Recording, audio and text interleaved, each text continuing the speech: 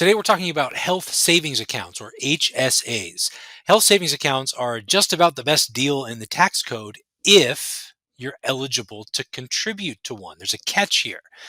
That being said, that there's a lot of confusion surrounding contributions, deadlines, and limits, and how much can I put in? Am I an individual? Am I a family? What if I've only been eligible for a portion of the year? We're going to clear all that up in this video. Now, just very quickly to start, the reason that there's such a good deal is that if you qualify to put money into one, you can deposit funds in a health savings account and deduct your contribution. Doesn't matter how much money you make, you always get to deduct the contribution. Once the money is in the account, you can invest it for long-term appreciation and growth. All that's tax deferred. You don't pay any tax on that growth on assets in the account. And then if you have qualified medical expenses, you have copays at the doctor, maybe you visit the emergency room, maybe you need surgery, all those are qualified medical expenses. You can take money out of the account tax-free then too, up to the amount that you have in. So unlike flexible spending accounts or FSAs that a lot of people are familiar with, FSAs reset every single year. If you have money in an FSA, you have to use it every single year or you lose it at the end of the year. It's sponsored by your employer, so on and so forth. An HSA might be sponsored by your employer. You might set one up on your own, but the money doesn't disappear at the end of the year. You can put dollars in there, pay for your doctor's visits out of pocket, and allow that money to grow tax deferred.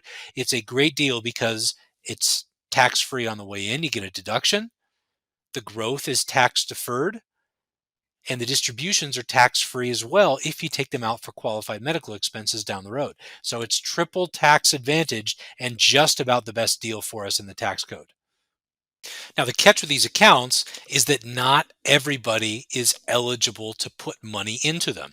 In order to be eligible, you have to be enrolled in what's called a high deductible healthcare plan based on the criteria that the IRS, that the government gives us every single year.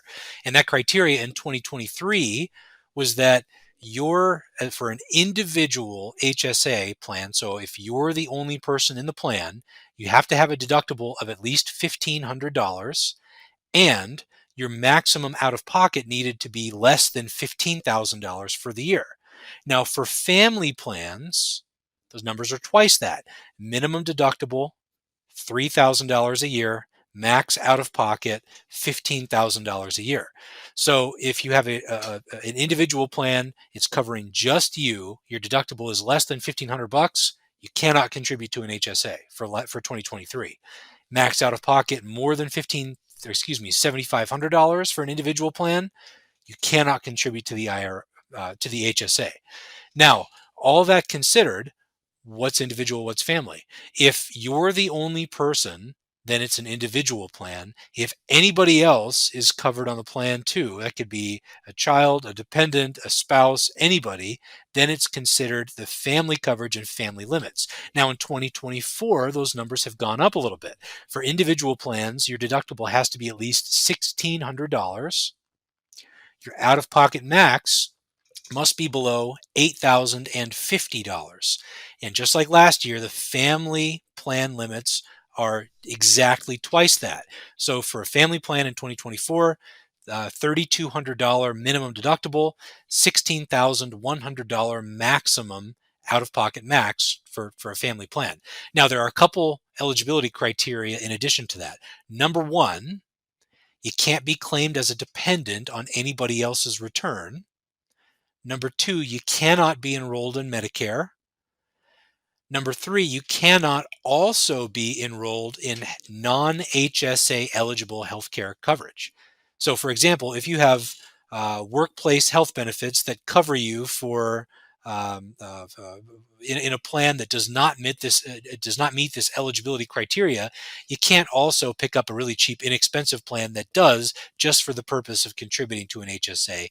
That doesn't work. As far as how much can go into the accounts every year for an individual plan, the maximum is $4,150 in 2024.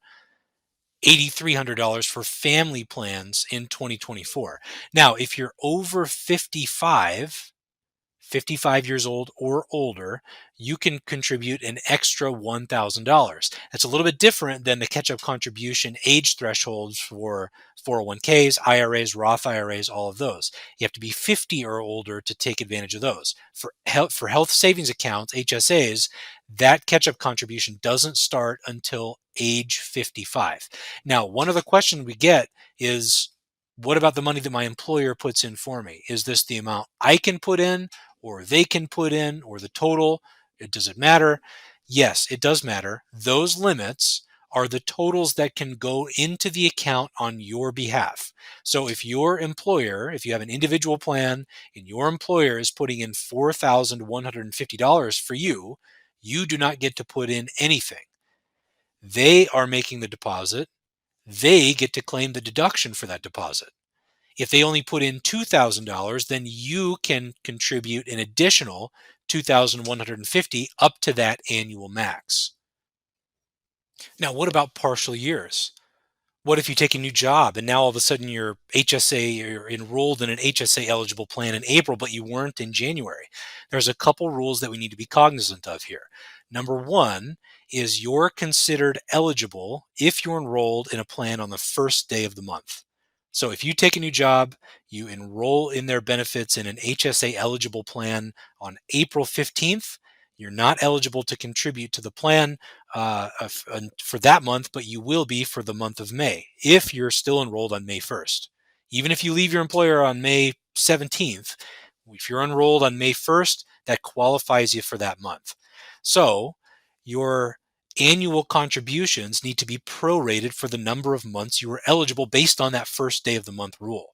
So if you take a new job and you now are enrolled in an HSA eligible health plan through work on July 1st, that means that you take your annual contribution limit, you multiply it by 6 because that's the number of months that you were enrolled, and you divide it by 12.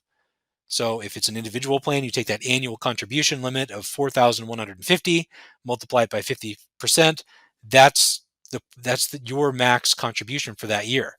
There's one exception to that rule, and that's the last month of the year rule. So if you take the new job, now all of a sudden you're HSA eligible. If you're in an HSA eligible plan on December 1st and therefore eligible for the month of December, you can make a full year's contribution for that year if you want to. There's a catch though, and the catch is that you have to continue to be eligible for the entirety of the following year. So what this means is that you could be in a non-HSA eligible health plan for the entire year up until November 30th, but then on December 1st, if you're enrolled in an HSA eligible plan, you can make the full contribution. But if you leave that job or you leave that plan prior to December 31st of the following year, you'll have to pay some of it back and probably pay tax and penalties on top of that. So something to be cognizant of. Now, that rule, that last month of the year rule, applies if you make the change between an individual and a family plan as well. So if it's just you on the plan and then halfway through, maybe you get married and your new spouse joins you on the plan, then you're subject to the family contribution limits. And as long as your spouse was enrolled by December 1st, you can make the full year's worth of contributions. Otherwise, you're back to the prorated calculation we talked about just a minute ago. In general, we're really big fans of health savings accounts, but they do come with some strings. A high deductible health plan that enables you to contribute to one may or may not be the best choice for you and your family. So make that decision wisely, understand all the rules and limitations before you jump into one. But if you're eligible, best practice is really to try to find a way to get money in there every single year. Let the money in the HSA grow and accumulate from investments and contributions, and then don't take it out until you have to, years, decades down the road, so you can maximize the benefit of that tax advantage. I hope you liked today's video. If you did, make sure to hit the like button at the bottom of the screen and subscribe to the channel to make sure that you're notified anytime we come out with something new. And on top of that, if you're not sure whether you're on track financially, you might want to check out our free wealth gauge assessment. There's a link for it in the comments. Basically, you click the link, you take 3 minutes to fill out some basic financial information about yourself. We take that information and run it through our financial planning software. Then we send you via email a short private video of our findings and 30,000-foot observation.